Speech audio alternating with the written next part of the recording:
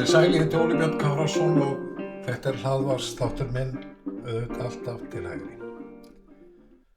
Aðeins að ræða skattamál sem eitt af mínum uppáhalds umræðuefnum. En ríkisstjórnin stefnir að því að afnema samsköttun hjóna og sambúðarfólks. Tillaga þess efnis í frumvarpi svokölluðum bandormi sem Daði Már Kristófersson, fjármála- og efnahagsráðherra, hefur mælt fyrir og nú til meðferðar hjá efnahags- og viðskiptanefnd þingsins. Verði þessi breyting að veruleika mun skattheimta aukast 2,8 milljarða króna á ári. En leið á að afnema heimild til að nýta hluta persónuafsláttar, það að segja ónýtt persónuafsláttar, til greiðslu fjármagnstekjuskatts. Það leiðir til það bil 600 milljón króna aukinna skattheimtu. Alls því ætlun ríkisstjórnarinnar að auka skattheimtu af tekjum einstaklinga 3,4 milljarða á ári, ár eftir ár. Yfirlýsingar að skattar verði ekki hækkaðir eru því ekki aðeins villandi heldur beinlínis rangar. Og þegar að fjármálaráðherra kom glaður í bragði og kynnti fjárlagafrumvarpið, gerði hann ekki athugasemd við þá furðulegu staðhæfingu fréttamanns Ríkisútvarpsins að engar skattahækkanir væri að finna í fjárlagafrumvarpinu og það kæmi dálítið óvart. Hið rétta að ekki eru boðaðar aðrar skattahækkanir í fjárlagafrumvarpinu en þær sem lagt var til við afgreiðslu fjármálaáætlunar síðasta vor, alls 29 milljarða króna á komandi ári.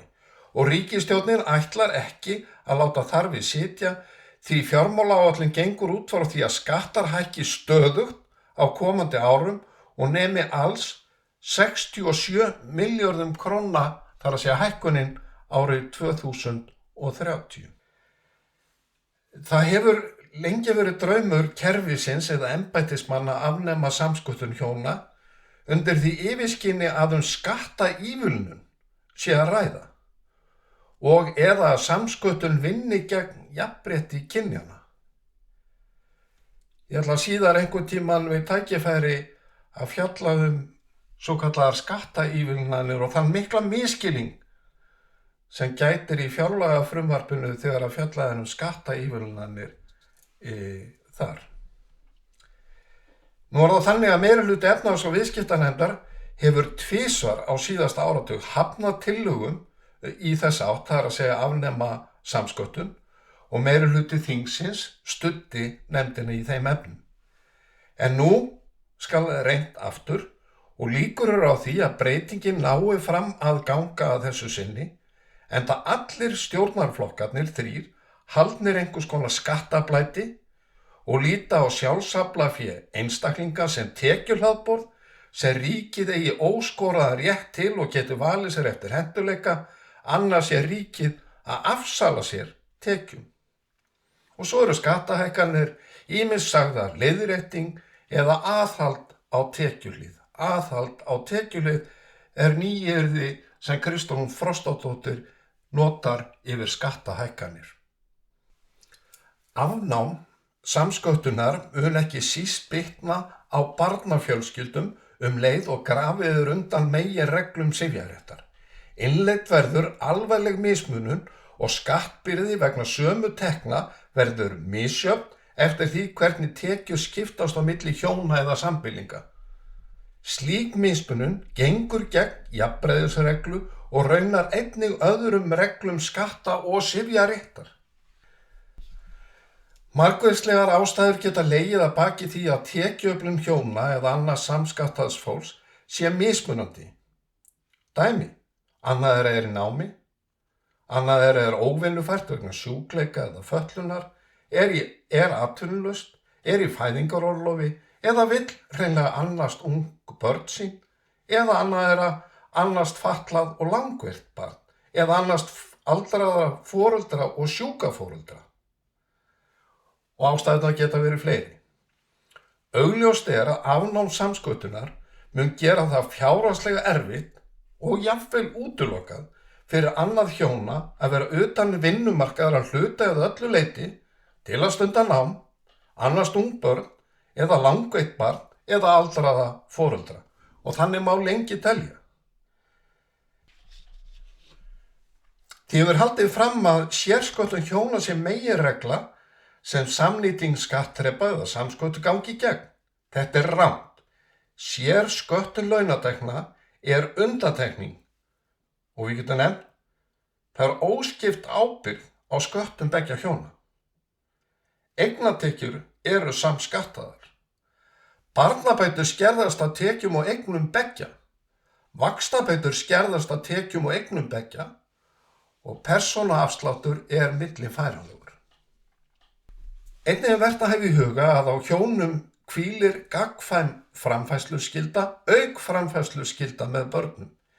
Í 2. grein hjúskaparlaga, númer 31/1993, segir meðal annars: Hjón eru í hvívetna jafn rétthá í hjúskap sínum og bera jafnar skyldur hvort gagnvart öðru og börnum sínum.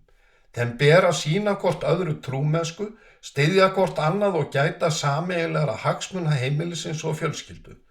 Hjón eiga í sameiningu að annast uppeldi barna sinna, sjá þeim farborða og hjálpast að við að framfara fjölskylduna með fjárframlögum, vinnu og heimili og á annan hátt. Tilvitnun lýkur.